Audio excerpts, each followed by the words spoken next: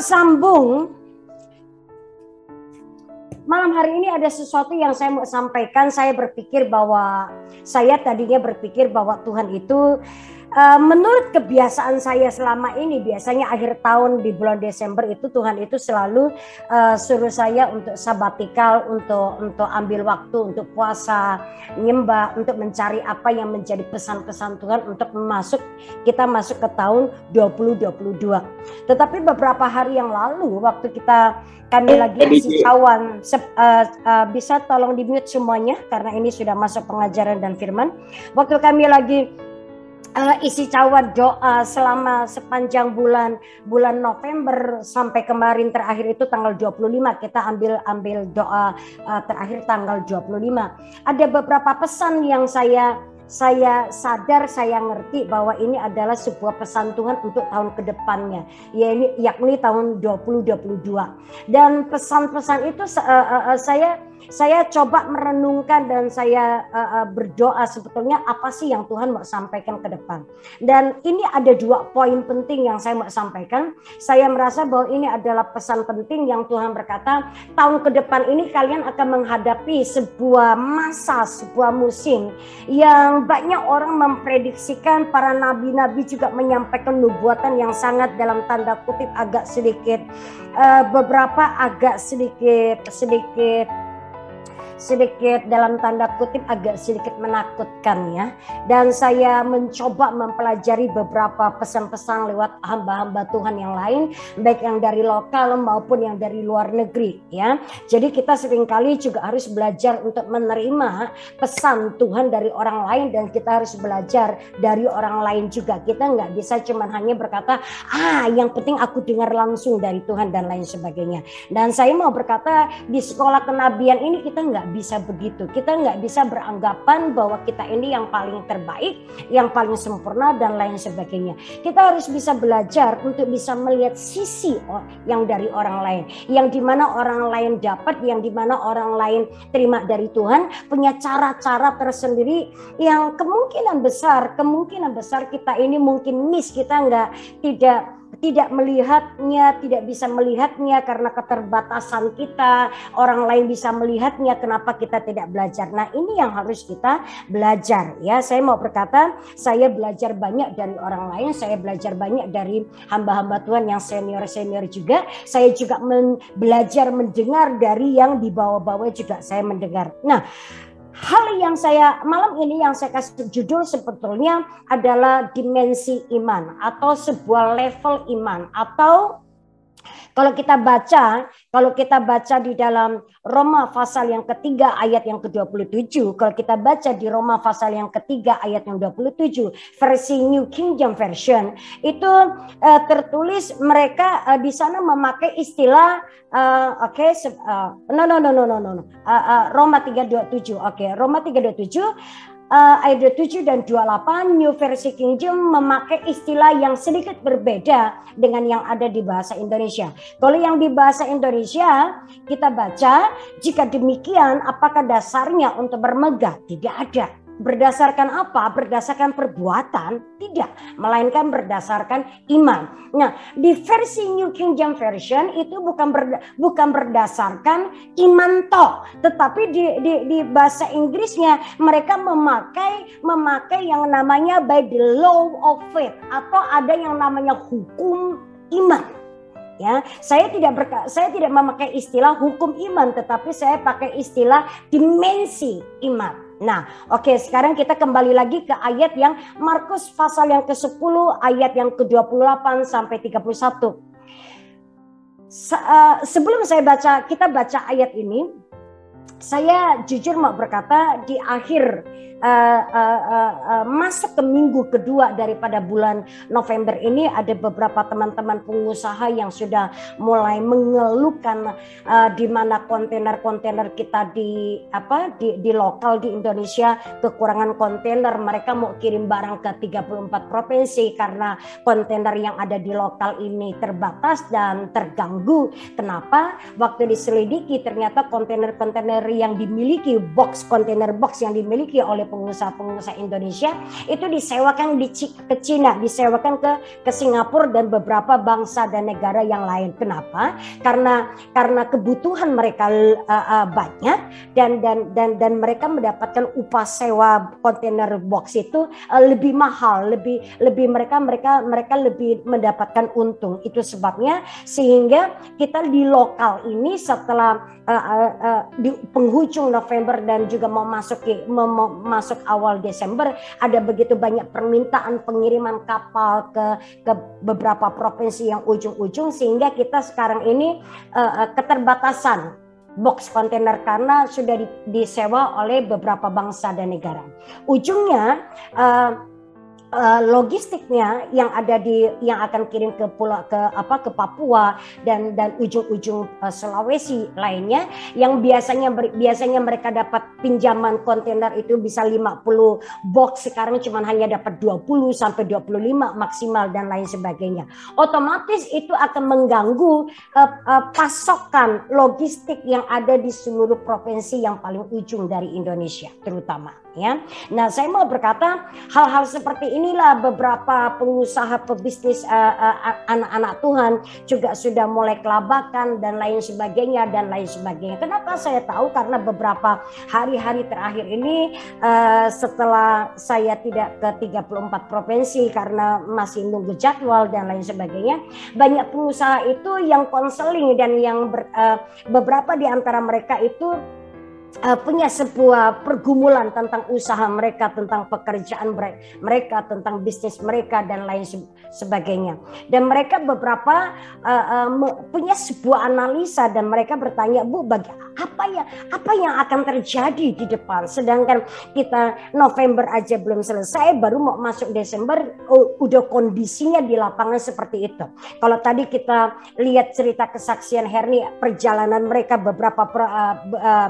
di beberapa provinsi, perjalanan mereka ada sesuatu cerita kenyataan di lapangan yang sedikit berbeda. Tetapi kalau kita mendengar beberapa pengusaha, beberapa pebisnis yang menghadapi di lapangan yang punya kesulitan tersendiri, mereka juga punya sebuah, tolong di-mute semuanya Via, mereka juga punya sebuah cara pandang yang berbeda. Ada begitu banyak orang yang berkata di depan akan ada badai, di depan ada beberapa orang juga yang berkata di depan di tahun-tahun ke depan ada begitu banyak kegelapan, ada begitu badai yang begitu kuat yang akan menimpa seluruh bangsa, seluruh negeri dan lain sebagainya. Tetapi juga beberapa di antara mereka juga yang mendapatkan penglihatan bahwa di depan juga ada masa keemasan, ada masa tuaian. Nah, sekarang pertanyaannya adalah bagaimana caranya kita sebagai anak-anak Tuhan terutama mengikapi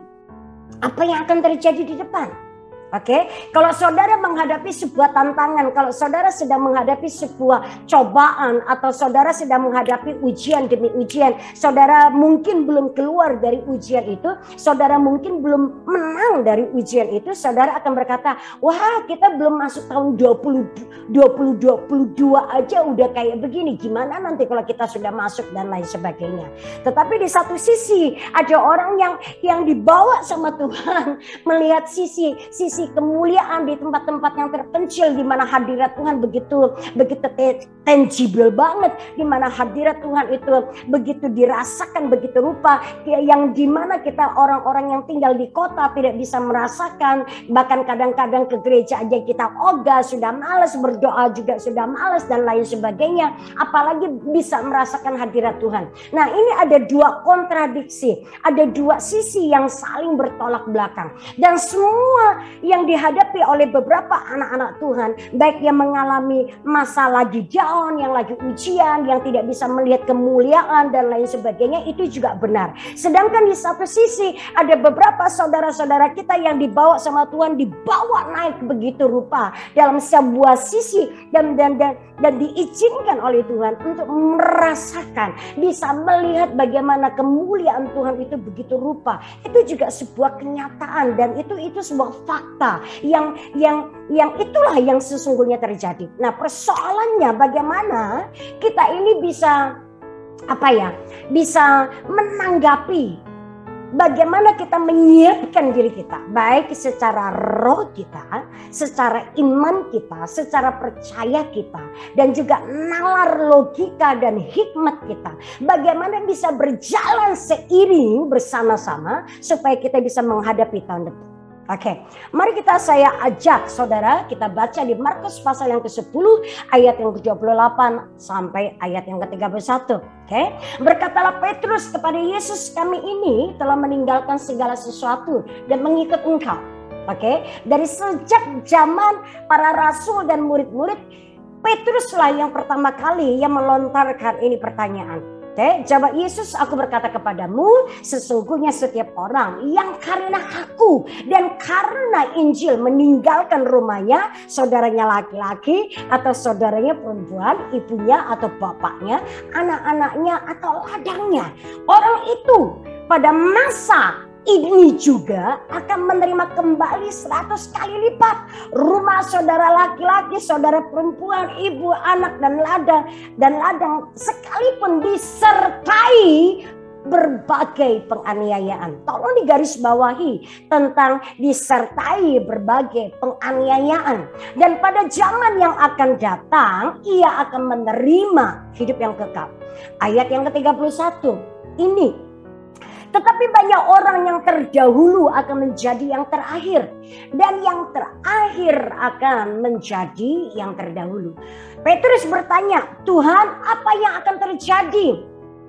Kami ini telah meninggalkan segala sesuatu untuk mengikut Engkau. Dan waktu Petrus bertanya kepada Tuhan, Tuhan berkata kepada Petrus, Tuhan berkata, ya, semua orang yang karena Injil, karena pekerjaan kerajaan sorga, meninggalkan semua karirnya, semua orang tuanya, meninggalkan bla bla bla bla dan segala macam. Tuhan berkata di ayat yang ke-30, orang itu sekarang pada masa ini juga akan menerima kembali 100 kali lipat. Ingat ya, tolong digarisbawahi, pada masa ini juga akan menerima 100 kali lipat. Artinya Tuhan berkata, bukan cuma di surga engkau mendapatkan upah, tetapi di bumi juga engkau mendapatkan upah. Persoalannya, saya mau jujur mau berkata, ada begitu banyak dalam 1 sampai 2 minggu terakhir ini, ada begitu banyak anak-anak Tuhan yang konseling dengan saya secara pribadi, dan mereka datang minta sebuah kayak semacam kayak pencerahan karena ekonomi mereka down, karena segala hal, karena bisnis mereka down dan segala hal dan bla bla bla dan segala hal. Dan saya mau berkata, kalau kita orang-orang yang melayani Tuhan, yang begitu bergiat, begitu rupa, dan tiba-tiba kita tidak bisa menerima dan tidak bisa melihat apa yang Tuhan Yesus janjikan di dalam Markus pasal yang ke-10 dan ditulis dengan begitu gamblang, dan Tuhan berkata pada masa ini juga orang itu akan menerima kembali 100 kali lipat. Apa yang sudah engkau taruh, apa yang sudah engkau persembahkan ke Tuhan, segala hidupmu, keluargamu, Tuhan berkata, itu engkau akan terima 100 kali lipat. Semua yang sudah pernah engkau korbankan dan engkau letakkan di zaman sekarang ini, artinya di bumi ini. Dan Tuhan berkata, tapi juga nanti di surga. Tapi catatannya yang menentukan apakah kelak kita akan hanya bisa menerima yang ada di bumi, apakah juga include dengan yang ada di surga. Nah, ayat di ke-31 yang harus kita waspadai. Tetapi banyak orang yang terdahulu akan menjadi yang terakhir, dan yang terakhir akan menjadi yang terdahulu. Oke, Via tutup dulu supaya saya bisa lihat wajah setiap kalian sekalipun kalian tidak menyalakan video. Saya mau berkata, ini yang menjadi peringatan buat setiap kita. Kenapa saya berkata peringatan? Karena firman di ayat yang 31 Tuhan berkata akan ada sebuah masa transisi yang membuat orang-orang itu akan berubah posisinya. Kenapa bisa berubah? Karena sebuah kesulitan yang besar. Hari-hari ini Tuhan berkata, inilah hari-hari tahun 2 sampai 3 tahun maksimal di depan. Akan ada sebuah tahun yang Banyak orang yang berkata akan sangat susah untuk dilewati, akan sangat susah untuk dilalui. Dan itu sebabnya ayat yang ke-31 Tuhan berkata ada orang yang terdahulu akan menjadi yang terakhir. Dan yang terakhir akan menjadi yang terdahulu. Artinya begini, ada orang-orang yang tadinya menjadi orang-orang yang pertama akan menjadi orang yang terakhir. Dan orang yang tadinya menjadi orang terakhir akan menjadi orang yang terutama. Persoalannya di sini bukan masalah siapa yang paling di depan, siapa yang paling terakhir. Persoalannya orang yang menjadi orang yang berada di posisi terakhir, itu artinya dia mundur dari imannya. Saya maaf kata dalam sebuah perlombaan, Paulus berkata hidup kita ini adalah sebuah peperangan. Peperangan apa? Peperangan iman. Nah, kalau yang namanya peperangan atau perlombaan, ada yang menang dan ada yang kalah. Maaf kata, kalau orang yang menjadi terutama, yang menjadi terdahulu, yang menjadi yang pertama, maka mereka lah yang akan menang. Orang yang menjadi yang terakhir itu tidak mungkin disebut pemenang. Mereka akan disebut orang yang kalah. So, saya mau berkata, Tuhan mau berkata dalam ayat firman Tuhan ini bahwa ada orang-orang yang tadinya menjadi orang yang terdahulu, tiba-tiba dia menjadi orang yang terkemudian. Orang-orang yang terakhir.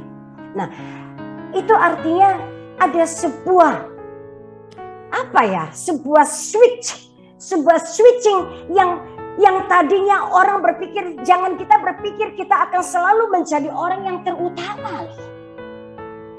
Kalau kita tidak berusaha sedemikian rupa, jangan-jangan yang tadinya kita berpikir kita orang yang terutama, jangan-jangan kita baru sadar. Saya berdoa selagi kita masih ada di muka bumi ini, kita sadar kita ini masih menjadi orang yang terutama atau tidak. Jangan-jangan kita baru sadar dan menemukan kita sudah menjadi orang yang terakhir.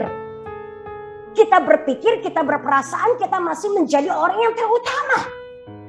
Dan ini yang banyak membuat orang terkecoh dan tertipu. Terkecoh dan tertipu. Sorry, saya ini kenapa tiba-tiba? Oke, ini yang membuat banyak orang terkecoh dan tertipu karena mereka berpikir mereka masih menjadi orang yang terutama. Mereka berpikir mereka masih di tengah-tengah pelayanan. Mereka berpikir mereka masih sibuk melayani ini dan itu dan segala macam. Dan akhirnya di ujung daripada itu semua mereka baru sadar kalau mereka sudah berada di tempat yang terakhir. Oke. Sebentar, ini kenapa saya punya berubah? Wait, berubah.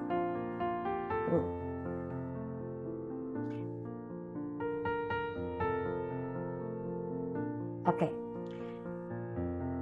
Poin pertama yang saya mau bahas malam ini. Aduh, saya.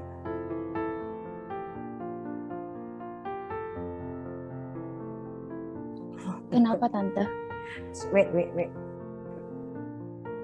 Oke. Tekan. Oke. Ini yang menjadi cikal bakal kenapa Tuhan menyampaikan untuk tahun 2022 dan beberapa tahun ke depan. Tuhan berkata, masuk dalam dimensi iman. Malam hari ini saya mencoba untuk menyampaikan beberapa hal tentang dimensi iman. Saya mau kita coba buka di Bilangan pasal yang ke-13. Saya mau bahas tentang dimensi iman. Contohnya adalah tentang ke-12 suku Israel yang disuruh oleh Tuhan untuk mengintai ke tanah Kanaan. Karena waktu saya merenungkan ini semua dan saya mencari Tuhan, saya berkata, Tuhan, saya nggak tahu. Oke, no, tidak ada. I think tidak ada. Itu pasal 13 ayat yang pertama sampai yang kesekian. Bukan yang ini dulu. Oke, Bilangan pasal yang ke-13. Kalau kita baca Bilangan pasal yang ke-13 ayat yang pertama sampai ayat yang ke-33, kita akan menemukan sebuah perikop tentang ke-12 pengintai. Izinkan saya menceritakan, saya tidak akan membacakan semua ayat di sini kita untuk menyingkat waktu, tapi saya mau Bapak Ibu menuliskannya dan nanti malam setelah selesai ini saudara coba renungkan kembali dan bla bla bla bla dan coba baca kembali. Oke? Bilangan pasal yang ke-13 ayat pertama sampai ayat yang ke-33 adalah sebuah perikop tentang ke-12 pengintai. Oke? Saya mau ceritakan secara singkat.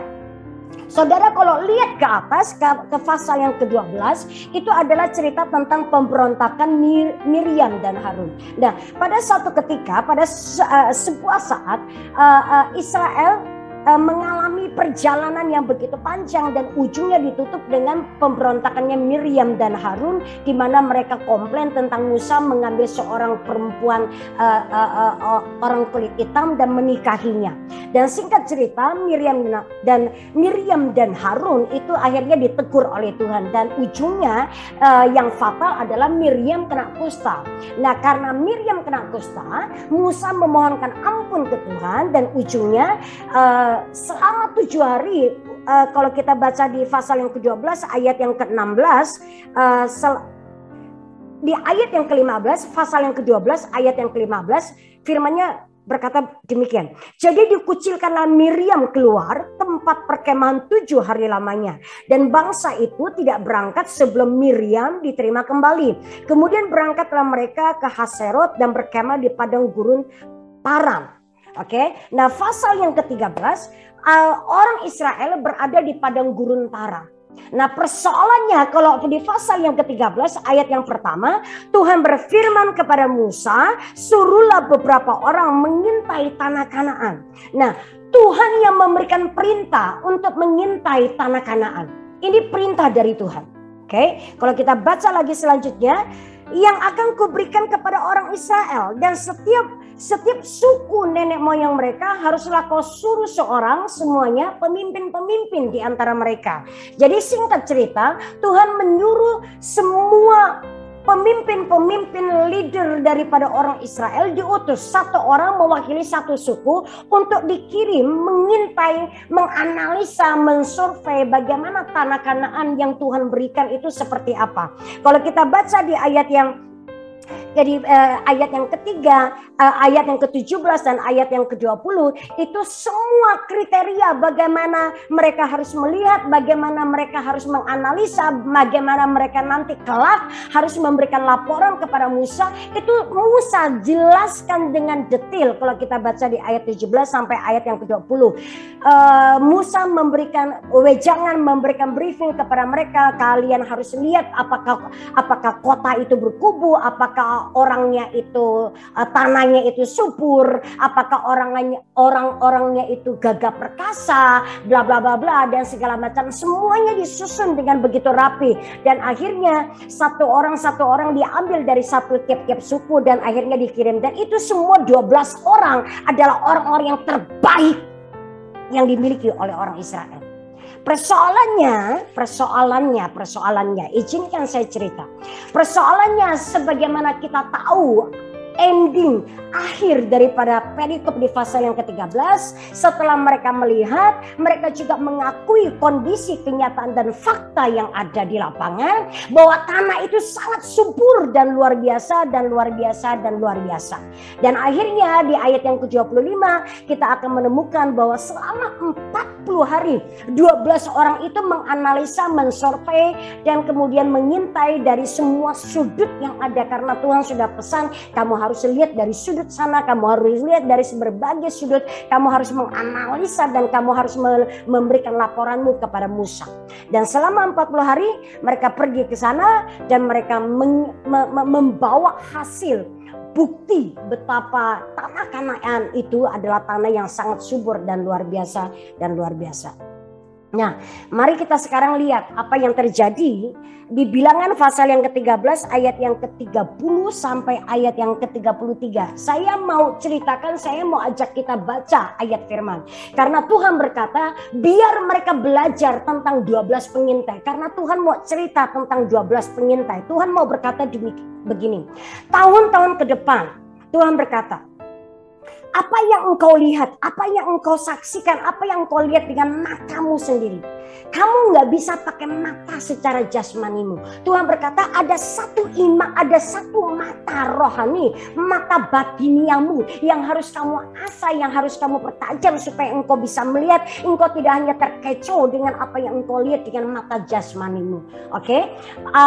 Ayat yang ke-30 di pasal yang ke-13, kemudian Kaleb mencoba menenteramkan hati bangsa itu di hadapan Musa. Katanya tidak, kita akan maju dan menduduki negeri itu. Sebab kita pasti akan mengalahkannya. Tetapi orang-orang yang pergi bersama-sama dengan dia berkata, kita tidak dapat maju menyerang bangsa itu. Karena mereka lebih kuat daripada kita. Ayat yang ke-32, juga mereka menyampaikan kepada orang Israel kabar busuk tentang negeri yang diintai mereka dengan berkata, negeri yang telah kami lalui untuk diintai adalah suatu negeri yang memakan penduduknya, dan semua orang yang kami lihat di sana adalah orang-orang yang tinggi perawakannya. Ayat yang ke-33, juga kami lihat di sana orang-orang raksasa, orang enak, orang yang berasal dari orang-orang raksasa, dan kami lihat diri kami seperti belalang, dan demikian juga mereka terhadap kami. Yang saya merasa aneh adalah setelah mereka pergi selama 40 hari dan mereka mengintai dan mereka melaporkan kepada Musa, betul Pak Musa, bahwa tanah itu adalah tanah yang sangat subur. Mereka membawa contoh, mereka membawa bukti, anggur yang besar-besar, buah delima yang besar-besar, yang bahkan sampai hari ini buah delima tidak pernah sebesar zaman-zaman itu. Sampai detik hari ini buah anggur yang ada di kota Eskol tidak pernah sebesar di zaman Musa waktu itu. Nah, saya mau berkata, persoalannya ada sesuatu yang membuat 10 orang yang menilai, yang dikirim oleh Musa, yang disuruh menilai, mensurvei dan membawa balik laporan demi laporan. Ada 2 orang yang berbeda, ada 10 orang yang berbeda. Mayoritas suara berkata ada kecenderungan suara negatif yang coba dikobarkan di tengah-tengahnya. Mereka melihat hal yang sama, mereka melihat fakta yang sama, mereka melihat kenyataan yang sama. Semuanya terjadi sama di 12 orang.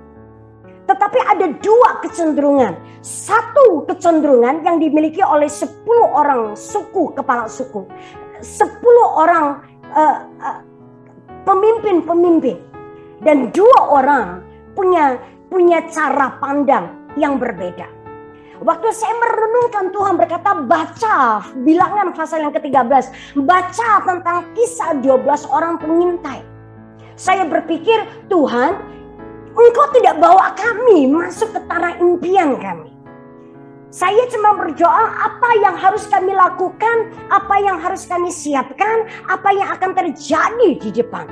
Tapi Tuhan berbicara berbeda. Tuhan berbicara dan Tuhan berkata, enggak, kamu baca di Bilangan pasal 13 dan pasal yang ke-14. Karena aku mau cerita, karena tahun-tahun ke depan yang akan engkau hadapi adalah seperti kondisi yang dihadapi oleh 12 pengintai. Saudara, selama hampir 2 tahun pandemik ini membuat cara berpikir telah membuat sebuah garis lurus, telah menarik sebuah garis pemisah. Bahkan di tengah-tengah orang Kristen sendiri, ada orang Kristen yang sungguh-sungguh percaya, ada orang Kristen yang tidak sungguh-sungguh percaya, ada orang Kristen yang setengah-setengah percayanya. Bahkan dengan pandemik COVID hampir 2 tahun ini telah memisahkan. Ada begitu banyak jenis orang-orang Kristen. Padahal sama-sama Kristen, mereka menyebut Tuhannya sama, namanya Tuhan Yesus Kristus, tetapi level imannya telah tersaring menjadi beberapa level. Oke, kita tanpa kita memisah-misahkan atau mengkelompokkan level demi level, tapi kita mau mengakui bahwa ada terjadi sebuah pemisahan, sebuah pemurnian iman kekristenan di tengah-tengah kita. Ya, kurang lebih begitu. Nah, waktu saya merenungkan dan saya bertanya lebih dalam lagi ke Tuhan, saya bertanya, Tuhan, kenapa persoalannya kami mau menghadapi tahun depan dengan kondisi yang terjadi dengan 12 pengintai yang terjadi ratusan tahun yang lalu, engkau samakan. Dan tiba-tiba Tuhan itu memberikan sebuah pengertian ke saya begini. Tuhan berkata, firmanku, Tuhan berkata, firmanku, Alkitab ini. Tuhan berkata, itu bisa dipakai dari zaman apa sampai ke zaman apa, dia akan firmanku punya sebuah kekuatan untuk beradaptasi. Ini Alkitab ya, ini kekuatan Alkitab. Alkitab ini punya kekuatan mengadaptasi dari zaman, dari generasi, dari zaman apapun, mau perkembangan teknologi seperti sekarang ini yang sudah maju, yang lagi hebat dan lain sebagainya, dibandingkan dengan zamannya Musa waktu mereka pakai kasut 40 tahun dan tidak rusak dan lain sebagainya. Tuhan berkata, firmanku punya sebuah kekuatan untuk mengadaptasi. Nah, ini yang Tuhan coba sampaikan. Tuhan berkata begini, perhatikan zaman kalian sekarang. Perkembangan sosial media, perkembangan teknologi, informasi dan lain sebagainya. Ada banyak orang mencoba menyampaikan sesuatu seperti sebuah informasi yang tadinya dibungkus dengan ayat-ayat firman Tuhan, tetapi waktu kita membaca lebih dalam lagi, di dalamnya terkandung ada sebuah kekhawatiran dan ketakutan yang ujungnya membuat banyak orang-orang Kristen takut dan lain sebagainya. Tuhan berkata, ada banyak orang seperti 10 orang pengintai itu. Mereka menghadapi fakta yang sama, mereka menghadapi ujian yang sama, mereka menghadapi kesulitan yang sama, tetapi mereka punya cara pandang yang berbeda. Ada sebagian kelompok orang seperti 10 orang pengintai yang mereka berkata, iya benar, itu tanah yang sangat subur dan lain sebagainya. Orang-orang yang menduduki itu tanah besar-besar, perawakannya besar-besar. Mereka memandang kami seperti belalang, demikian juga kami memandang mereka seperti raksasa-raksasa yang tinggi besar perawakannya dan lain sebagainya. Dan mereka berkata, enggak mungkin kita bisa memasuki itu bangsa dan itu negara, dan enggak mungkin kita bisa mengalahkan itu bangsa dan negara. Karena mereka kuat-kuat. Karena mereka hebat-hebat. Nah, ini cara pandang 10 orang. Mereka berkata, kami melihat sendiri kok. Kami bertatapan dengan orang-orang mereka kok. Kami ngobrol dengan mereka. Bahkan kami datang masuk ke tempat wilayahnya mereka, berpura-pura menjadi penduduk di tengah-tengahnya mereka. Saya lagi bertanya, Tuhan, apa yang terjadi dengan 10 orang pengintai ini? Saudara, sekali lagi, kalau kita baca di ayat yang kedua, firman berkata, ini orang-orang 12 orang pengintai yang diutus untuk mengintai tanah Kanaan itu bukan jemaat biasa. Itu bukan rakyat jelata, bukan. Itu pemimpin-pemimpin yang dipercaya, yang dipilih oleh tiap-tiap suku. Hello. Mereka orang-orang yang terdidik. Mereka yang punya keterampilan, yang punya kompetensi, yang sudah terlatih, yang sudah tersaring. Dan mereka 10 orang. Yang ayat yang ke-32. Firman dan Alkitab berkata dan menulis. Mereka menyampaikan kepada orang Israel, itu artinya mereka menceritakan ada sebuah isu, ada sebuah laporan yang mereka tambahkan, yang mereka lebihkan. Karena ayat 32 berkata, kabar busuk tentang negeri yang diintai mereka. Kabar busuknya bukan berarti mereka menjelek-jelekkan kondisi tanah Kanaan yang jelek, bukan. Tetapi mereka melebih-lebihkan, mereka berkata kita nggak mungkin bisa mengalahkan itu bangsa, itu negara. Kita nggak mungkin bisa menguasai dan mengalahkan itu bangsa dan itu negara. Mereka berkata mereka gagah perkasa, nggak seperti kita. Artinya 10 orang itu melemahkan orang Israel yang lainnya. Tujuannya satu. Tanpa mereka sadar, mereka berpikir ini fakta yang aku sampaikan, aku nggak berdusta. Betul. Literatur Alkitab juga menulis 10 pengintai menyampaikan sebuah fakta realita yang ada di lapangan. Mereka tidak berdusta, mereka tidak memanipulasi data, enggak. Tapi yang mereka coba sampaikan tanpa mereka sadari, karena mereka, iman mereka, hati mereka tidak berpaut kepada Yahweh, kepada Yehova, kepada Hamasya. Karena mereka tidak pernah punya iman, mereka tidak pernah mau berjalan dengan Tuhan. Mereka cuma berjalan dengan cara mereka berpikir, perasaan mereka, cara mereka berpikir, cara mereka bekerja. Dan hati mereka tidak sepenuhnya dengan Tuhan. Waktu mereka menilai data, kondisi yang ada di lapangan, mereka mengolah itu data dengan cara mereka. Ini yang membuat mereka. Dan anehnya 10 orang sama. Punya cara pandang yang sama. Punya cara memberikan sebuah laporan dan sebuah kesimpulan yang sama. Dan itu fatal. Karena ujungnya kalau kita baca lebih lanjutnya. Kalau kita baca lebih lanjut di pasal yang ke-14. Ujung daripada peristiwa di mana mereka datang menghadap Musa dan kemudian mereka lapor ke Musa segala sesuatu yang mereka lihat, karena 10 berbanding 2, suara Kaleb dan suara Yosua kalah dengan yang 10 orang. Dan ujungnya orang-orang Israel lebih memihak kepada yang 10 orang itu. Oke, mari kita lihat di pasal yang ke-14 ayat yang pertama. Saya coba membacakan di pasal yang ke-14 ayat yang pertama. Judul perikopnya adalah pemberontakan umat Israel. Ayat yang pertama berkata demikian. Lalu segenap umat itu mengeluarkan suara nyaring dan bangsa itu menangis pada malam itu.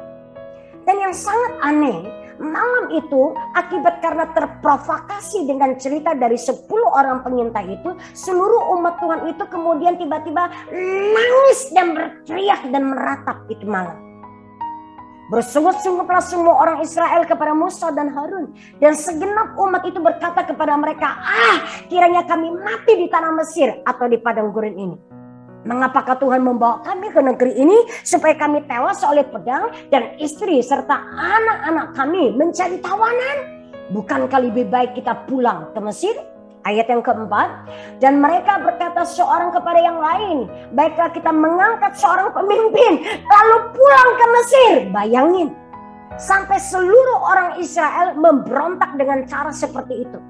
Mereka bukan cuma hanya terprovokasi dengan laporan, bukan laporan palsu. Saya tidak berkata laporan palsu. Laporannya benar. Tetapi ada sebuah kesimpulan yang salah. Ayat yang kelima berkata demikian. Lalu sujudlah Musa dan Harun di depan mata seluruh jemaah Israel yang berkumpul di situ. Tetapi Yosua bin Nun dan Kaleb bin Yefuneh yang termasuk orang-orang yang telah mengintai negeri itu mengoyakkan pakaiannya.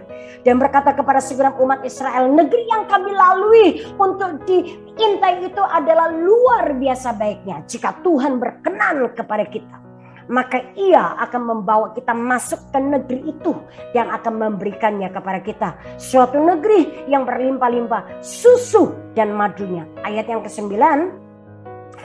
Hanya janganlah memberontak kepada Tuhan dan janganlah takut kepada bangsa negeri itu, sebab mereka akan kita telan habis. Yang melindungi mereka sudah meninggalkan mereka, sedang Tuhan menyertai kita. Janganlah takut kepada mereka. Lalu segenap umat itu mengancam hendak melontari kedua orang itu dengan batu. Tetapi tampaklah kemuliaan Tuhan di kemah pertemuan kepada semua orang Israel. Ayat yang ke-24 di pasal yang ke-14 yang sama. Tetapi hambaku Kaleb, karena lain jiwa yang ada padanya, dan ia mengikut aku dengan sepenuhnya, akan kubawa masuk ke negeri yang telah dimasukinya itu, dan keturunannya akan memilikinya. Kemudian ayat yang ke-29 dan ayat yang ke-30b kita lanjutkan, nanti saya baru sampaikan penjelasannya. Di padang gurun ini bangkai-bangkaimu akan berhantaran, yakni semua orang di antara kamu yang dicatat, semua tanpa terkecuali yang berumur 20 tahun ke atas, karena kamu telah bersungut-sungut kepadaku. Ayat yang ke-30, bahwasanya kamu ini tidak akan masuk ke negeri yang dengan mengangkat sumpah telah kujanjikan akan kuberikan kamu diami, kecuali Kaleb bin Yefune dan Yosua bin Nun. Oke, tutup ya. Mari kita buka, lihat. Saya mau bilang begini. Ada sesuatu yang aneh. Izinkan saya menceritakan begini. Setelah mereka dengan laporan terprovokasi dengan 10 orang, dengan laporan 10 orang yang ujungnya membuat orang-orang Israel tidak percaya ke Tuhan, marah dan menangis karena mereka takut berperang lagi, karena tiap kali mereka berjalan di sepanjang padang gurun, mereka berperang satu titik mereka merasakan ada sebuah keletihan untuk berperang. Dan karena takut untuk berperang inilah akhirnya menurut saya, saya menganalisa firman, saya menganalisa literatur dari beberapa literatur Alkitab yang menceritakan, menurut saya karena mereka di jiwa mereka letih untuk berperang.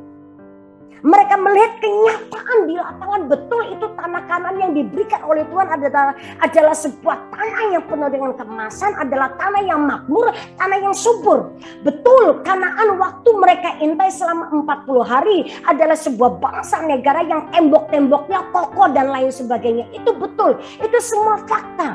Persoalannya karena mereka letih di jiwa, karena mereka capek berperang, karena mereka tidak mau lagi disuruh berperang. Apalagi 10 orang itu menambahkan laporan bahwa bangsa dan orang-orang yang ada di Kanaan adalah orang-orang raksasa, keturunan raksasa yang memakan setiap orangnya. Dan itu kabar busuk yang coba seperti virus itu tiba-tiba menyebar begitu rupa, dan itu menghinggap ke seluruh orang Israel.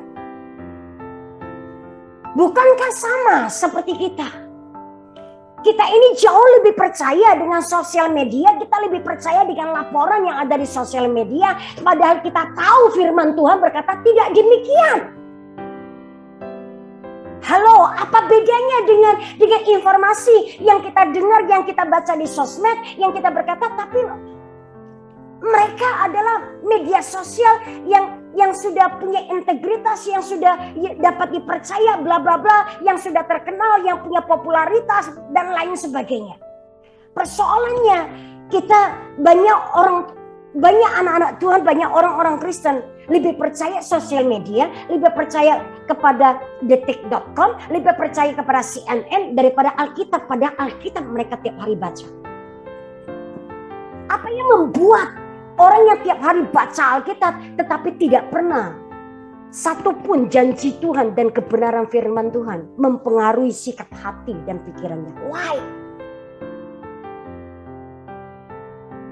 Saya sempat memikirkan karena kondisi jiwa seseorang yang begitu letih, karena kondisi jiwa orang-orang Israel yang malas dan capek dengan perang dan lain sebagainya. Akhirnya 10 orang itu membesar-besarkan cerita, membesar-besarkan kabar busuk, menceritakan sesuatu yang sangat negatif, yang tadinya mereka berpikir ini fakta, ini kenyataan, yang saya sampaikan adalah sebuah kebenaran. Tapi tanpa orang Israel itu menyadari iman mereka, hati mereka sudah tidak ada lagi di sana. Mereka masih menjadi pemimpin kepala suku. Mereka masih melayani, mereka masih berdoa, mereka masih menyampaikan nubuatan, mereka boleh melakukan apapun yang kelihatan yang terbaik. Tetapi hari itu, iman dan kelitihan di jiwa mereka membuat mereka tidak bisa melihat pekerjaan dan mujizat yang Tuhan kerjakan di tengah-tengah padang gurun. Ini fakta. Saudara mau berkata fakta, ini fakta. Karena terlalu sering kita mendengar dan membaca apa yang dikatakan dan percaya kepada apa yang dikatakan oleh sosial media dan yang terjadi di depan mata kita seperti itu. Dan ujung dan tanpa kita sadari, lama-lama kita lebih mempercayai apa yang dikatakan oleh media sosial. Bahkan kita tanpa kita sadari, kita mencoba mengikut mempostingnya.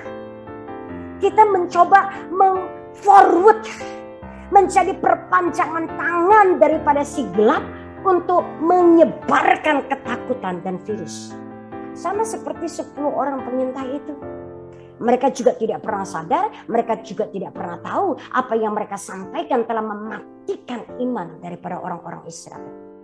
Sehingga di pasal yang keempat, orang Israel itu malam berteriak.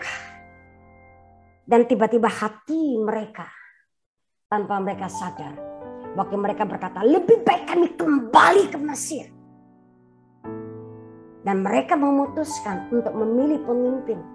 Dan itu hari mereka siap-siap untuk memilih pemimpin yang baru untuk kembali ke Mesir. Dan Joshua, Kaleb berkata, janganlah memberontak kepada Tuhan. Dua orang ini tiba-tiba mengoyakkan bajunya. Mereka merendahkan dirinya di hadapan Tuhan. Mereka berkata, betul itu bangsa negeri, tanah yang dijanjikan oleh Tuhan, itu tanah yang begitu makmur dan subur. Kalau Tuhan berkenan kepada kita, ada dua orang yang masih punya iman, yang berkata, kalau Tuhan berkenan kepada kita, Tuhan akan pasti menolong kita bisa masuk itu negeri. Persoalannya hanya tinggal dua orang. Mereka kalah suara. Dan itu malam membuat hampir Tuhan mematikan semua orang Israel di tengah-tengah padang gurun. Karena Tuhan murka. Karena saking mereka bersungut-sungut dengan perkataan-perkataan yang sangat menajiskan Tuhan. Yang sangat membuat Tuhan begitu luka. Dan Tuhan berkata, Musa, kamu minggir. Karena waktu itu Musa sedang berdiri di hadapan Tuhan dan memintakan pengampunan buat orang-orang Israel. Karena Tuhan sedang mengambil sebuah keputusan dan sedang menetapkan di dalam hatinya untuk menghabiskan semua orang Israel yang bersungut-sungut itu malam. Hanya ada Musa, hanya ada Kaleb, hanya ada Yosua. Yang hari itu berdiri menjadi pendoa syafaat di tengah-tengah orang Israel. Dan Tuhan berkata, ada sebuah statement yang sempat saya tanya ke Tuhan. Saya bilang, Tuhan, kenapa ini baru bulan November?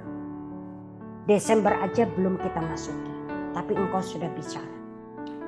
Saya mendapati Tuhan itu menghitung patokannya Tuhan ternyata bukan di kalender Gregorian, bukan di kalender internasional, tapi Tuhan memakai patokannya kalender Yahudi.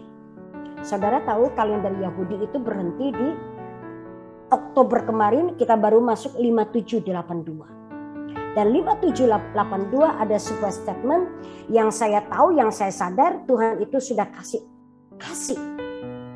Tapi saya berpikir, ini kembali lagi cara berpikir saya yang saya harus banyak berubah. Saya berpikir Tuhan ini baru tahun Ibrani, baru Oktober pertengahan. Saya tahu, saya berasa ada sesuatu yang Tuhan coba ngomong, tapi saya coba keep untuk diri saya sendiri. Jadi saya tidak ambil waktu untuk merenungkan, saya tidak ambil waktu untuk segala hal.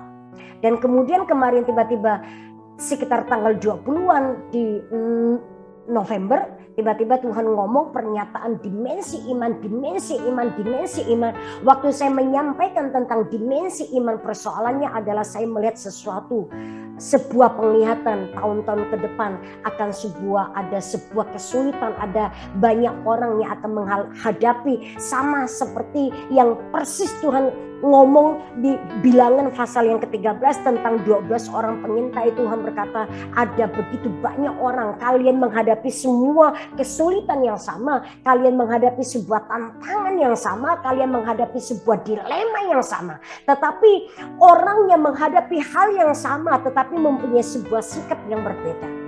Nah, ini yang Tuhan berkata, dimensi iman yang akan membedakan kamu.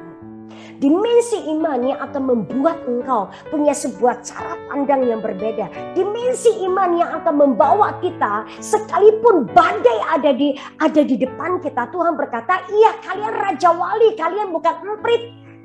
Karena kalian raja wali, kalian harus terbang, kalian harus ada menguasai, ada di atas badai.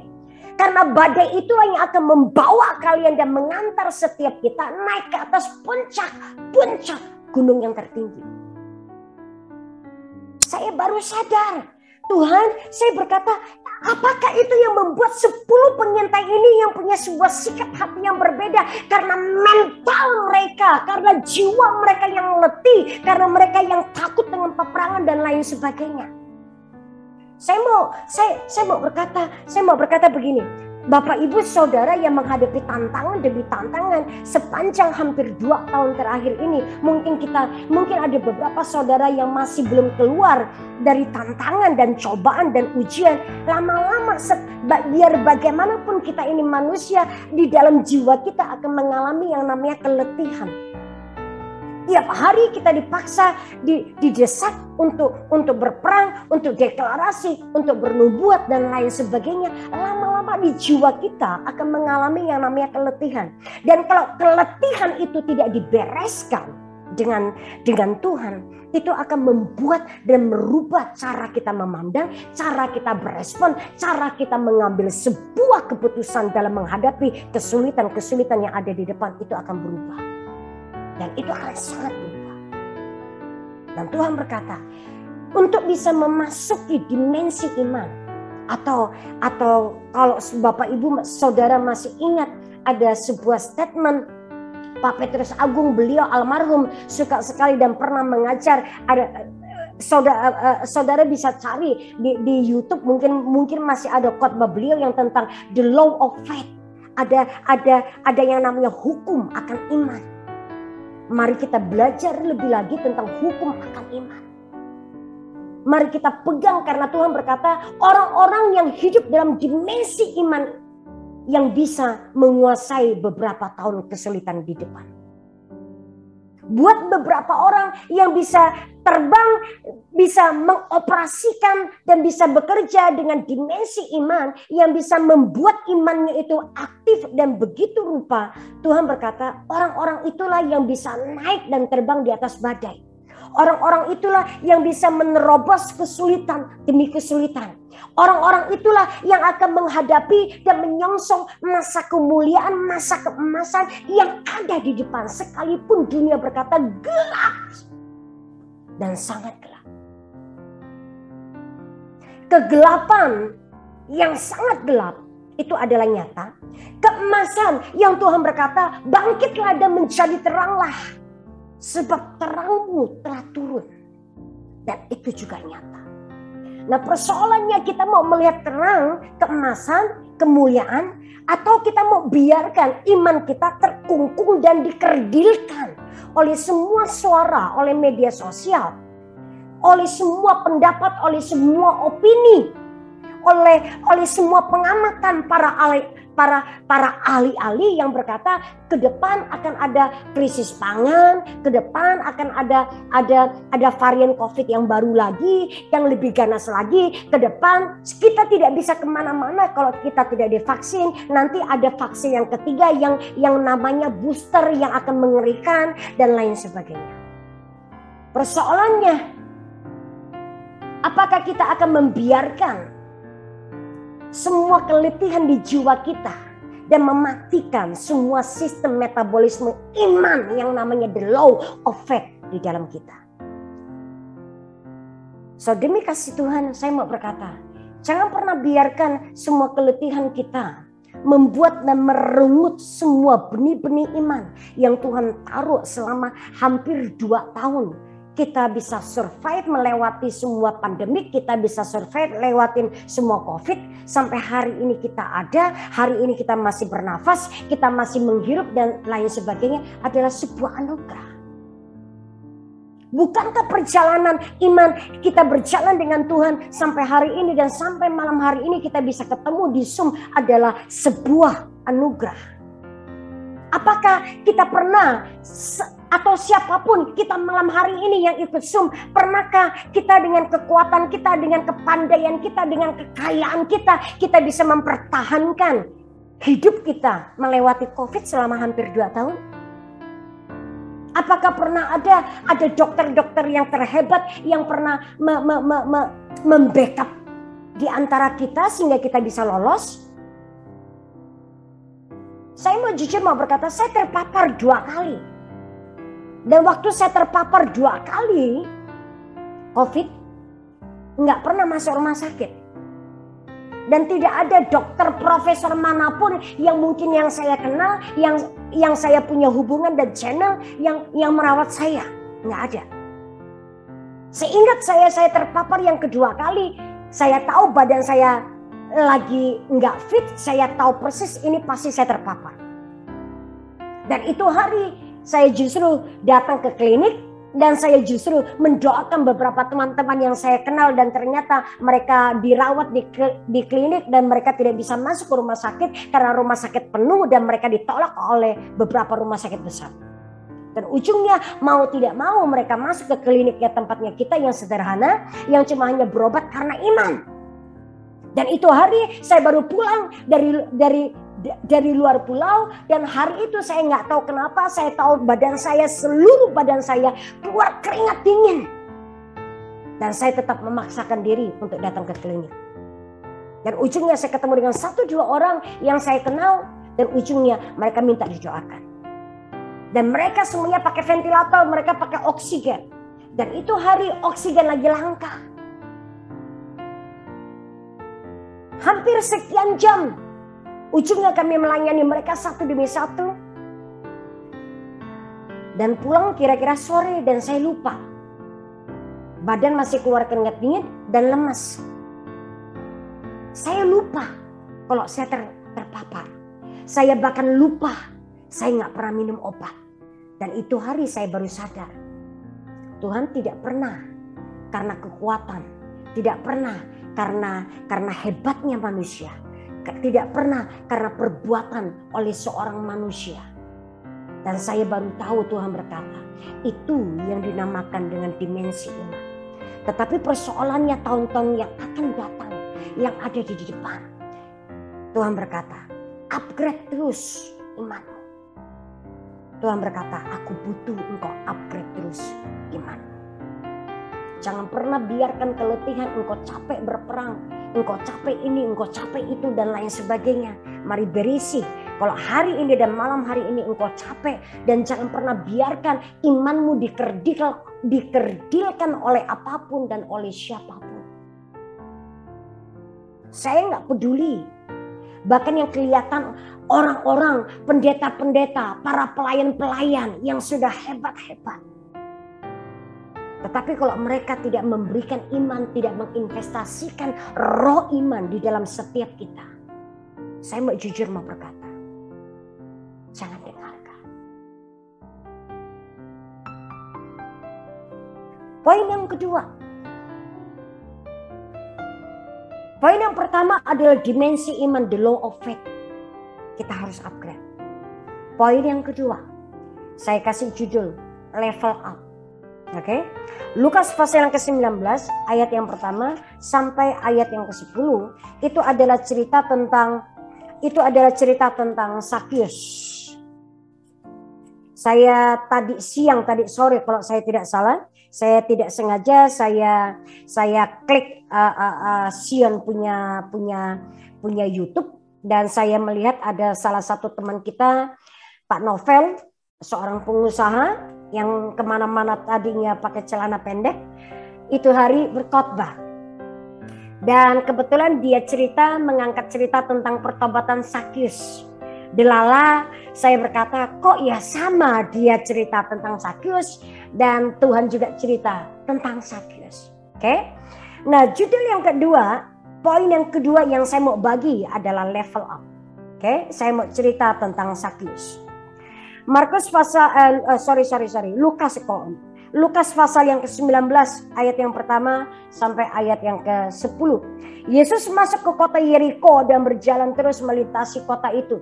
Di situ ada seorang bernama Sakyus, kepala pemungut cukai, dan ia seorang yang kaya. Ia berusaha untuk melihat orang apakah Yesus itu, tetapi ia tidak berhasil karena orang banyak, sebab badannya pendek.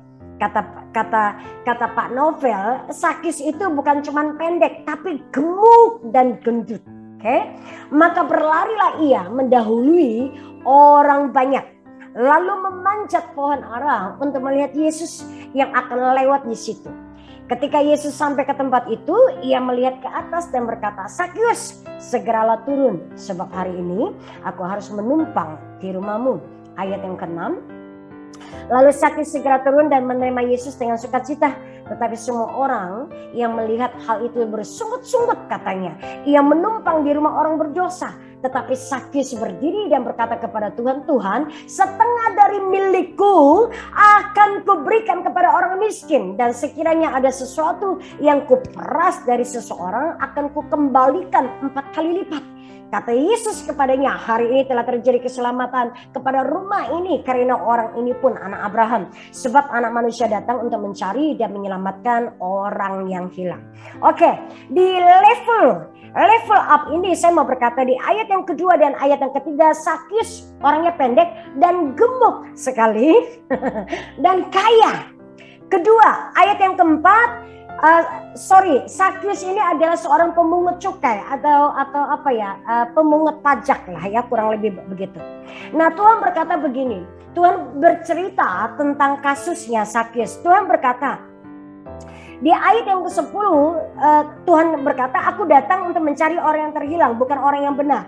Oke, nah Sakyus ini sadar dan tahu dia ini keturunan orang Ibrani, dia ini anak Abraham. Persoalannya dia adalah kepala pemungut cukai, orang pajak yang banyak nggak tahu lah, entah itu dia korupsi atau dia banyak menarik makan riba, saya tidak tahu, bla bla bla dan segala macam. Tapi saya mau intinya, poin-poinnya aja saya mau berkata, pertobatan Sakyus. Saya mau ambil di ayat yang ke-8. Ayat yang ke-8, ayat yang ke-4. Ayat yang ke-4, boleh saya lihat lagi ayat yang ke-4.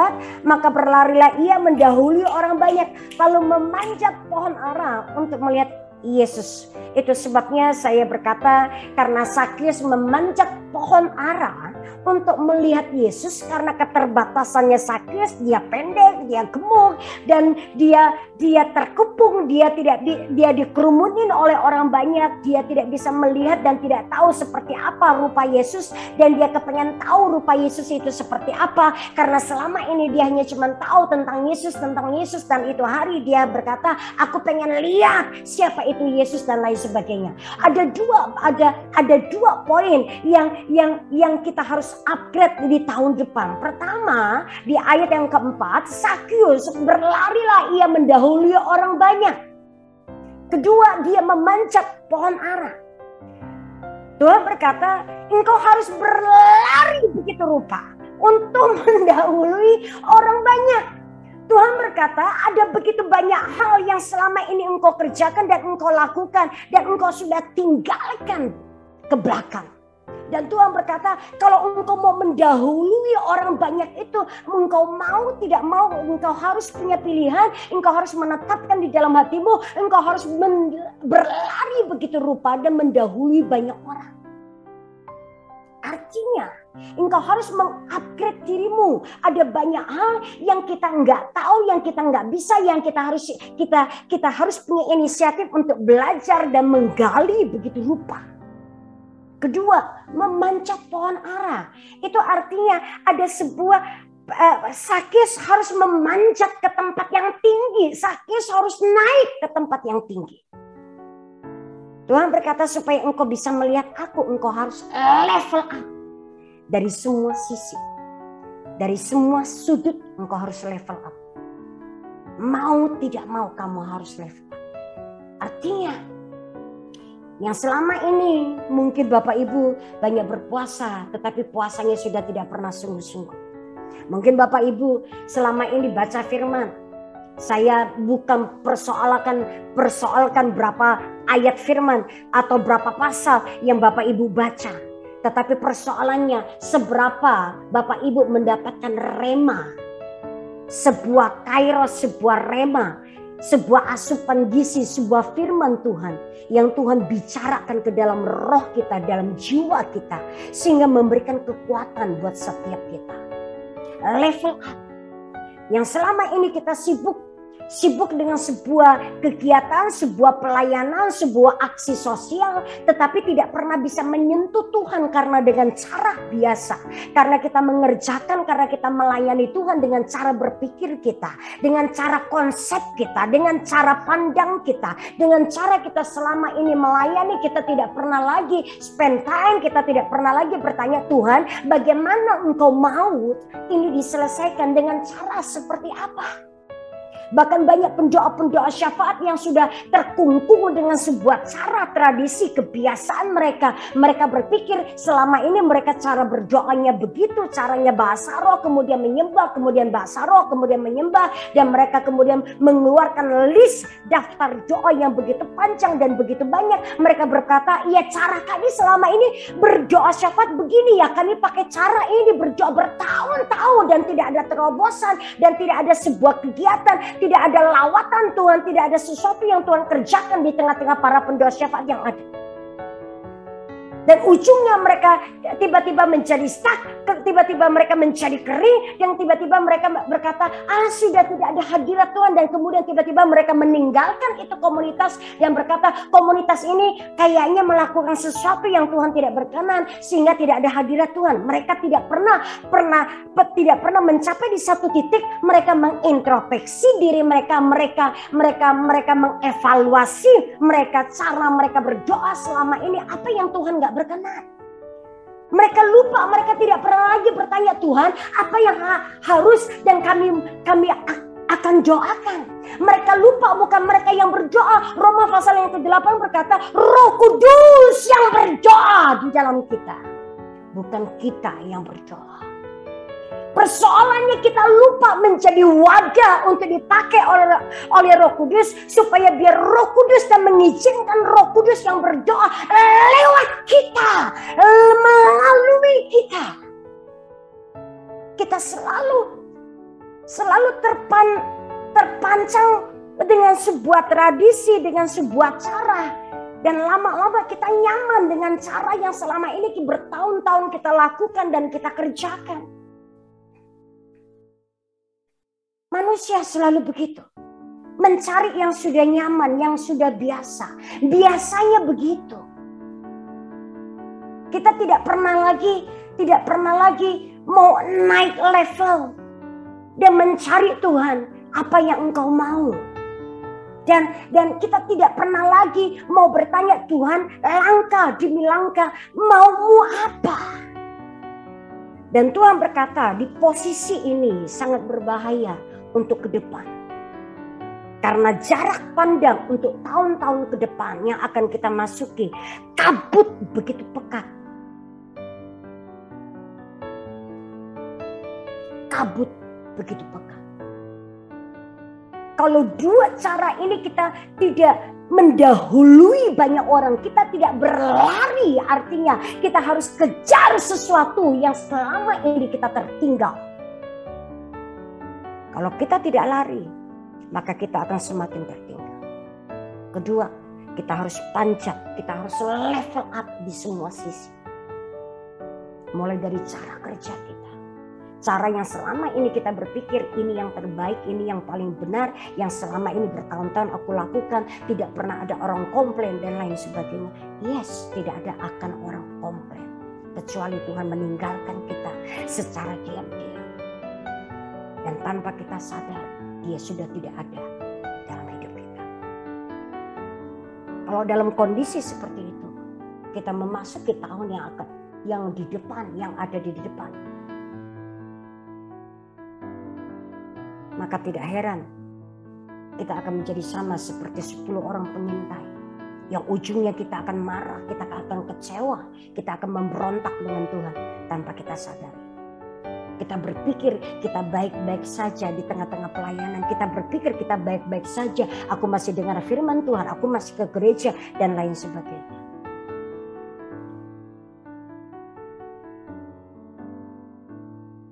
Berlari, kejar semua ketertinggalan.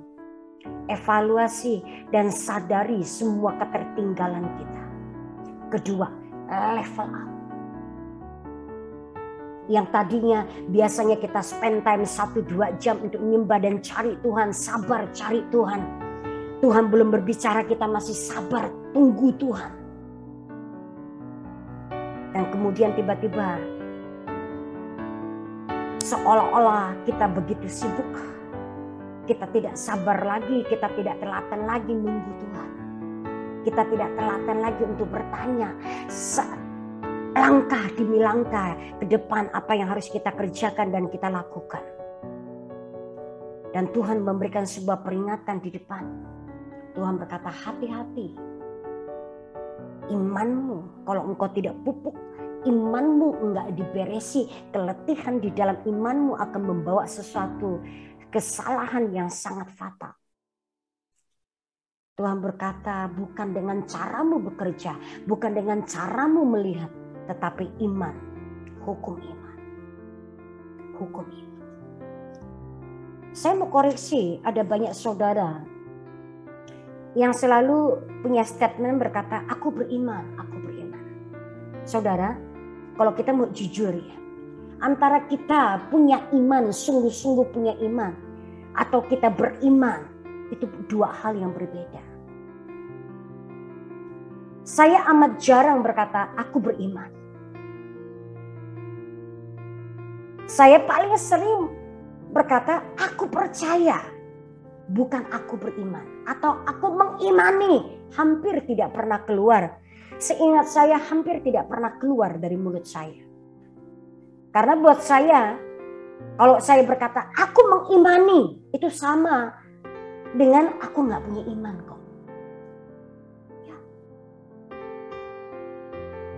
Saya memakai kata dan istilah aku percaya. Aku punya iman.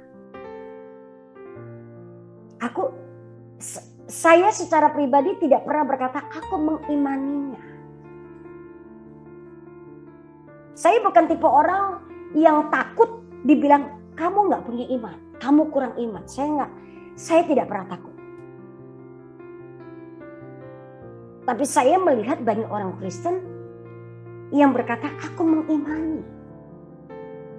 Tapi ujungnya yang dia imani tidak terjadi. Ada beberapa orang yang saya kenal, yang saya punya sebuah keberanian, saya nggak khawatir, dan saya tidak takut dia tersinggung. Saya akan konfrontasi dengan dia. Tujuannya saya bukan untuk mengenyek atau mengejek atau untuk memalukannya. Tapi tujuannya saya untuk mau mencoba mengajak dia untuk mengintrospeksi dan mengevaluasi. Yang tadi, yang kemarin, yang sebulan yang lalu, yang seminggu yang lalu engkau berkata, aku beriman, aku mengimani. Mana hasilnya? Dan ujungnya kebanyakan saya menemukan orang-orang akan beralasan dan mereka berkata, ya mungkin belum waktunya sekarang, mungkin nanti. Ya mungkin. Tapi kalau saya memperhatikan ada beberapa orang yang hidupnya selalu berkata, aku beriman, aku mengimani. Sejujurnya malam ini saya juga mau bertanya kepada setiap kita. Kalau kita memang betul-betul punya iman, kita nggak perlu mengimani. Karena iman bukan pekerjaan manusia. Karena iman adalah pekerjaan Roh Kudus. Kita punya iman atau tidak punya iman, kita percaya atau tidak percaya, udah temukan aja. Tuhan berkata, seberapapun besar imanmu, bahkan sebesar biji sesawi, Tuhan perhitungkan kok. Persoalannya kita punya iman atau tidak punya iman, cuman itu aja. Dua pilihan. Apakah kita punya iman atau tidak punya iman? Tuhan tidak pernah bertanya seberapa besar benih imanmu. Bahkan firman berkata, sekalipun hanya besarnya cuma biji sesawi, Tuhan berkata, jadi. So saya mau mengajak dan saya mau menghimbau, mau introspeksi, mengevaluasi setiap kita. Mari kita bertobat.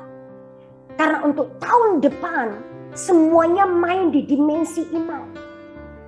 The law of faith yang akan bekerja di beberapa tahun ke depan. Kita nggak bisa lagi pakai perasaan. Kita nggak bisa pakai lagi aku mengimani. Nggak bisa. Kita nggak bisa lagi pakai iman nekat. Nggak bisa juga. Kalau memang kita tidak punya iman, mari kita berlari. Artinya mari kita kejar segala sesuatu ketertinggalan kita.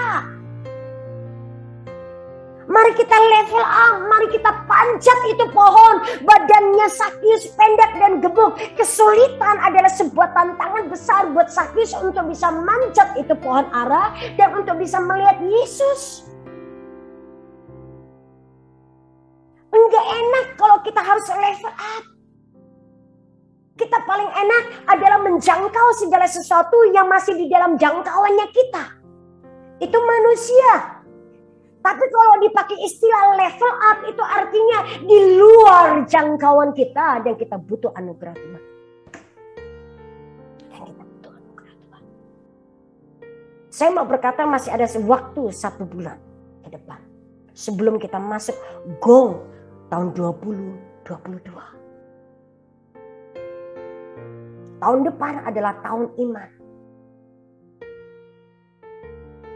Apa? Bukan karena pekerjaan, bukan karena perbuatan, bukan karena hebatnya kita, bukan karena kuat dan gagahnya kita, bukan karena seberapa kita rohani, bukan.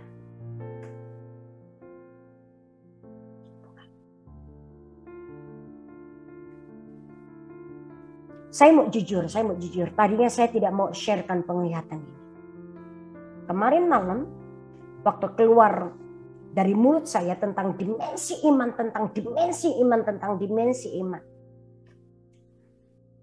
seingat saya ada menyampaikan beberapa nubuatan.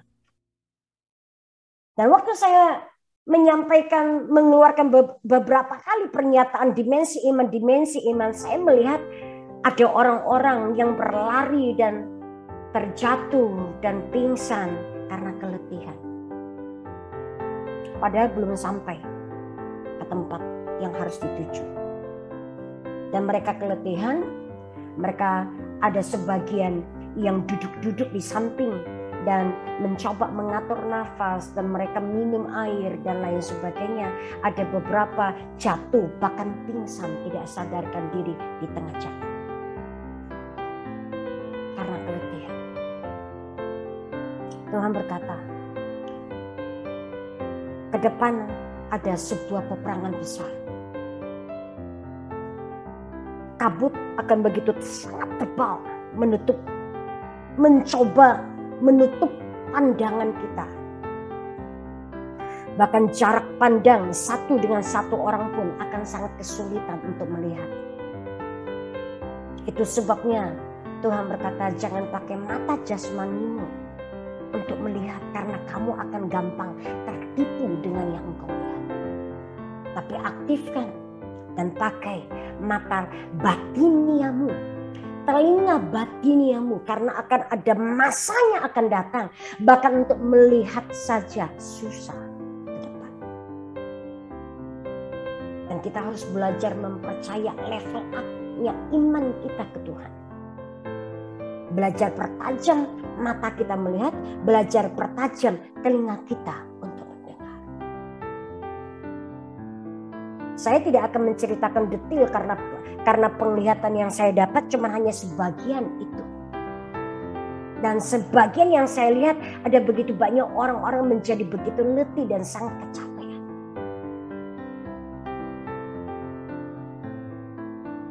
Dan 2 poin ini tentang dimensi iman yang harus kita belajar, the law of faith-nya, karena segala sesuatu ada hukumnya.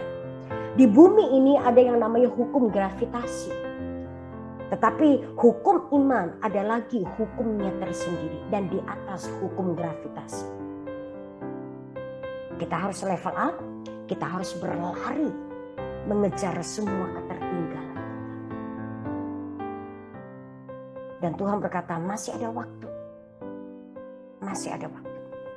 Saya mau bacakan Mazmur pasal yang ke-148 ayat yang ke-5b, terjemahan The Passion Translation berkata begini. Saya mau bacakan beberapa ayat aja.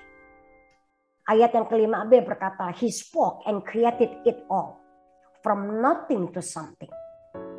Di sekolah kenabian ini dari awal saya nggak tahu apakah Bapak Ibu masih ingat saya berkata, perkataanmu, nubuatanmu, perkataanmu, jangan pernah biarkan perkataan nubuatan atau deklarasimu keluar dari mulutmu dengan sia-sia. Saya mau share. Dalam minggu ini saya ketemu dengan 2 orang yang bertanya dengan saya begini. Bu, kenapa ya? Deklarasi yang saya deklarasikan tiap hari itu tidak jadi kenyataan. Padahal saya rajin deklarasi.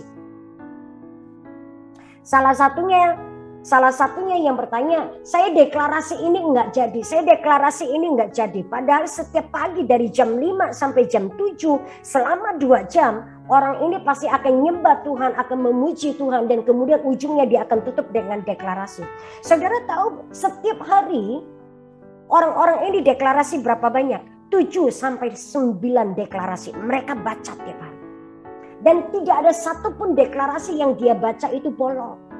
Ada 2 orang yang berbeda kota, berbeda tempat, tidak saling kenal, tetapi melemparkan pertanyaan yang persis sama tentang deklarasi.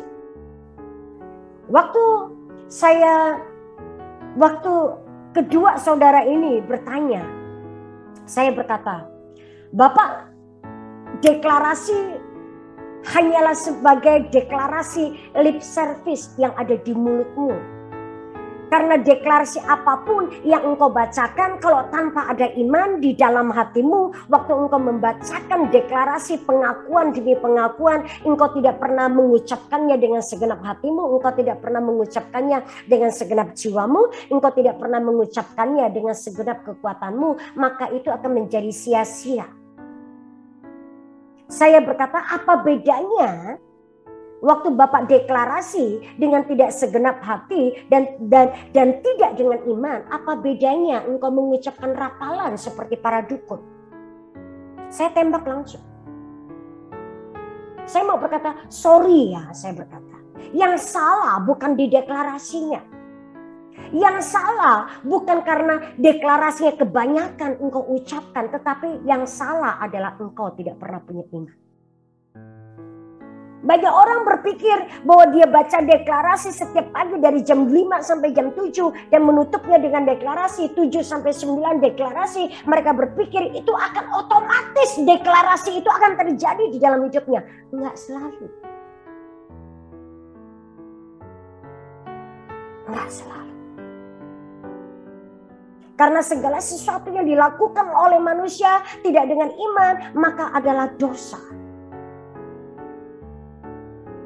Saudara, kalau mengucapkan atau membacakan apapun, engkau tidak pernah membacanya dengan segenap hatimu. Apa yang ada di hatimu, apa yang ada di mulutmu, apa yang ada di pikiranmu, sama. 1 titik. Deklarasi itu baru berfungsi. Tapi Tapi yang di mulutmu, yang di hatimu berbeda, yang di pikiran kita berbeda, maka itu tidak ada kesatuan hati. Itu sebabnya saya berkata, deklarasimu cuma hanya di mulut tok. Dan belum turun ke hatimu. Belum nyantol dengan imanmu. Itu sebabnya dua orang ini, yang satu agak kecewa, yang satu dia bertanya, apa yang salah? Saya bersyukur yang satu saudara bertanya, apa yang salah? Aku melakukannya, saya sudah melakukan dengan sekuat tenaga.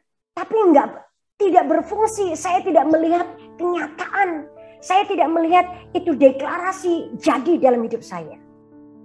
Dan dia bertanya, apa yang salah? Yang satu saudara lagi menjadi kecewa. Dia bilang, percuma aku deklarasi. Dan ujungnya di hatinya marah dengan Tuhan. Iman. Iman. Oke. Yosua pasal yang pertama ayat yang ke-9. Satu ayat lagi. Dua ayat lagi saya akan bacakan. Habis itu saya akan tutup.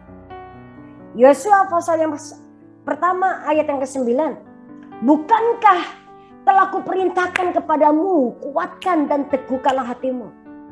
Janganlah kecut dan tawar hati. Sebab Tuhan Allahmu menyertai engkau kemanapun engkau pergi.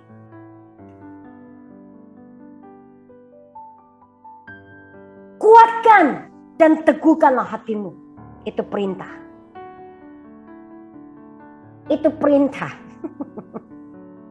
Itu hukum. Kewajiban kita adalah menguatkan iman dan meneguhkan hati kita. Itu perintah Tuhan. Oke? Ini perintah sama seperti 10 perintah dalam 10 hukum. Oke? Mazmur 31 ayat yang ke-25. Dan ini diteguhkan sekali lagi di dalam kitab Mazmur pasal yang 31 ayat yang ke-25. Kuatkanlah dan teguhkanlah hatimu, hai semua orang yang berharap kepada Tuhan. Saya mau tutup. Kunci tahun depan. Dimensi iman. Main di dimensi iman. Kedua, level up. Lari. Artinya kita harus kejar semua ketertinggalan kita. Kita nggak bisa lagi jalan santai. Kita nggak bisa lagi, ya segala sesuatu, ya masih punya waktu, kita harus lari. Kita harus level up, naik ke atas. Kita nggak bisa main hanya di tingkat anak-anak ataupun anak-anak muda ataupun remaja. Kita harus naik jadi dewasa.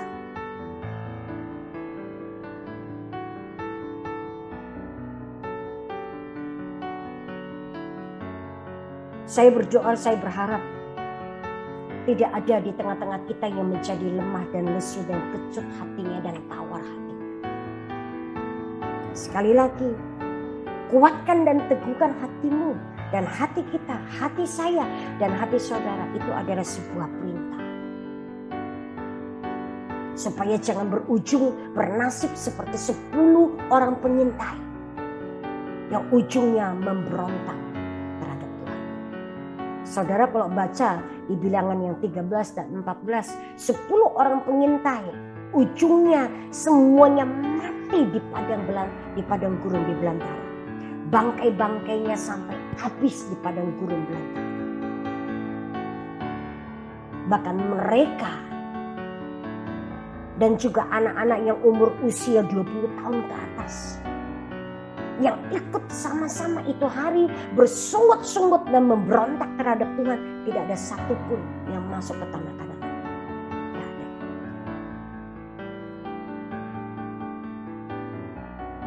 Satu ayat lagi. Mazmur 148 ayat yang ke-14.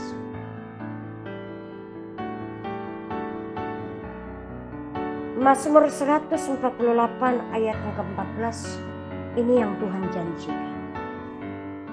Ia telah meninggikan tanduk umatnya, menjadi puji-pujian bagi semua orang yang dikasihi. Bagi orang Israel, bagi saudara dan saya, orang-orang Israel rohani, umat yang dekat padanya. Haleluya. Tuhan berkata, akan ada orang-orang yang hatinya terus melekat kepadanya. Tuhan berkata, aku akan meninggikan tanduk umatku. Dan bagi orang-orang ini akan ada sebuah masa keemasan di depan. Ada sebuah masa kegemilangan yang dimana Yesaya pasal 60 akan digenapi dalam hidupnya. Tidak mudah, tapi Tuhan berkata bisa. Asal engkau punya iman. Asal engkau punya iman. Asal engkau mau level up. Engkau mau berlari. Engkau mau kejar semua ketertinggalanmu. Tuhan berkata, jalan dengan aku.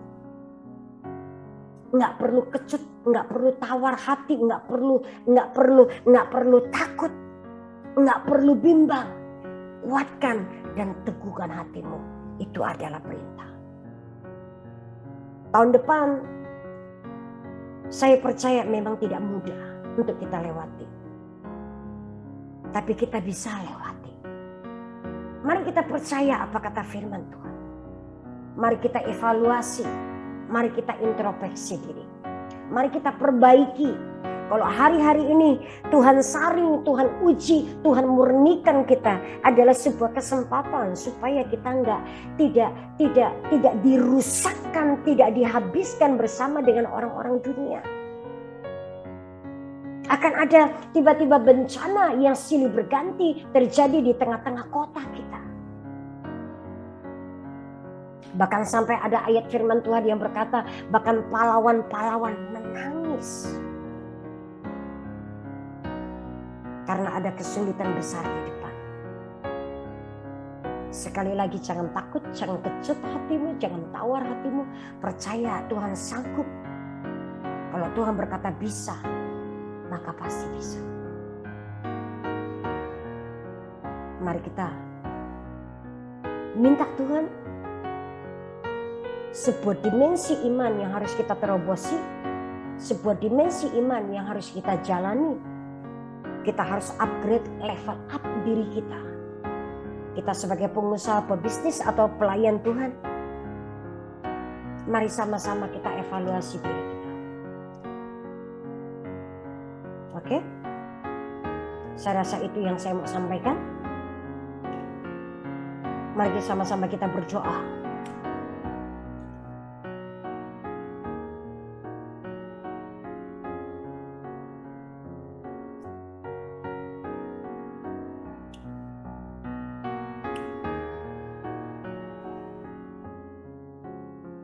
Malam hari ini Tuhan,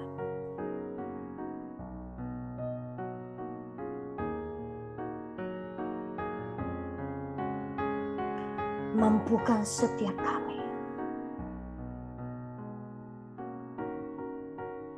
untuk memilih dan menetapkan hati kami,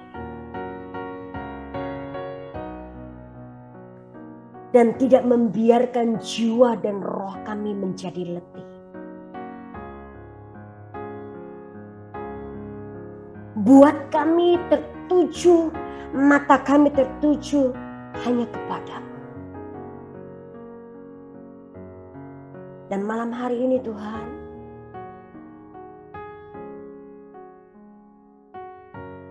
tambahkan iman kami. Tambahkan iman kami. Roh Kudus tolong setiap anak-anak-Mu. Kalau malam hari ini masih ada yang kecewa dan marah, karena ada banyak hal yang kami tidak mengerti. Dan seringkali Engkau pun mendiamkan kami dan Engkau tidak bicara dengan kami. Sekalipun Engkau tidak bicara, sekalipun kami tidak melihat tangan-Mu, sekalipun kami tidak melihat kehadiran-Mu ada di tengah-tengah kami, Tapi tolong kami untuk percaya akan hati-Mu, bahwa Engkau tetap ada bersama dengan kami. Malam hari ini, aku sungguh minta Tuhan, Engkau ajarkan kami lebih lagi.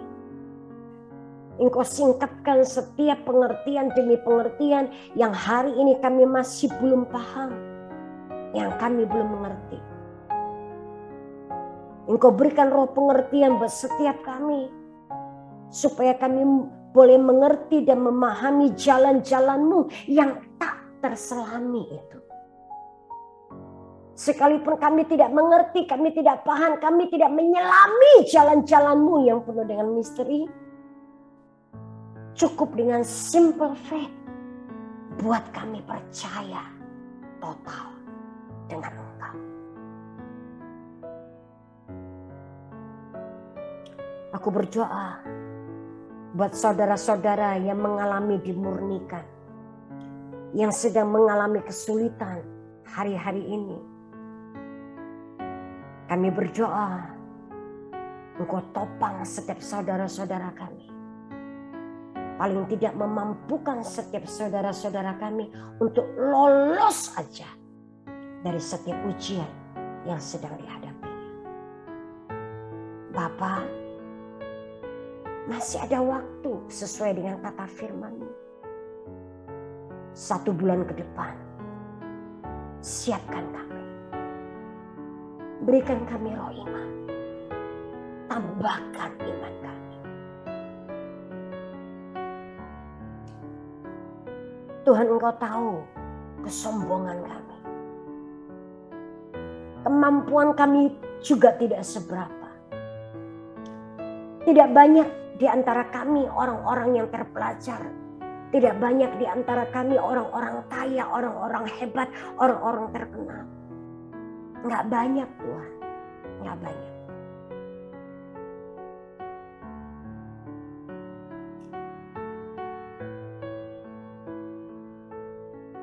Mencangkul kami tidak bisa. Mengemis kami malu. Tuhan, berikan kami anugerah-Mu. Ada banyak anak-anak-Mu yang sudah tidak punya iman.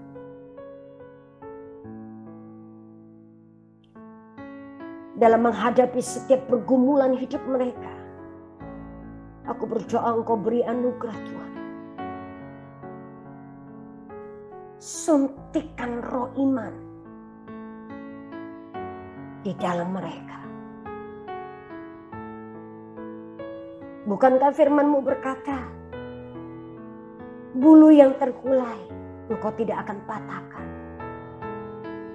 Dan sumbu yang sudah mulai memudar Engkau tidak akan padamkan. Aku berdoa di tengah-tengah kami tidak ada satupun yang gugur. Tidak ada satupun yang terhilang. Demi kasih dan anugerah-Mu, Engkau akan topang setiap kami. Sampai kami didapati di garis akhir. Bapa, terima kasih. Hamba-Mu selesai berbicara. Tapi biar roh Allah jangan berhenti berbicara kepada setiap kami. Karena perkataan hamba-Mu penuh dengan semua keterbatasan. Tapi biar Roh Kudus yang akan berbicara kepada setiap kami malam hari ini. Bapa, terima kasih. Engkau meteraikan setiap janji-Mu. Buat kami bisa mengerti, punya dan memiliki iman. Kami bisa berlari begitu rupa.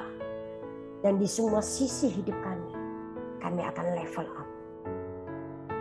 Terima kasih Bapa. Biar setiap deklarasi kami tidak akan pernah sia-sia. Perkataan-perkataan kami adalah perkataan-perkataan yang mengandung kuasa dan otoritas. Dan deklarasi-deklarasi kami akan menjungkir balikan dunia. Terima kasih malam hari ini Bapa. Aku lepaskan berkat-Mu untuk setiap saudara-saudara kami. Tapi roh pewahyuan dan pengertian juga Engkau tambahkan buat setiap kami. Terima kasih Tuhan. Di dalam nama Tuhan Yesus kami mengucap syukur. Amin. Amin. Amin.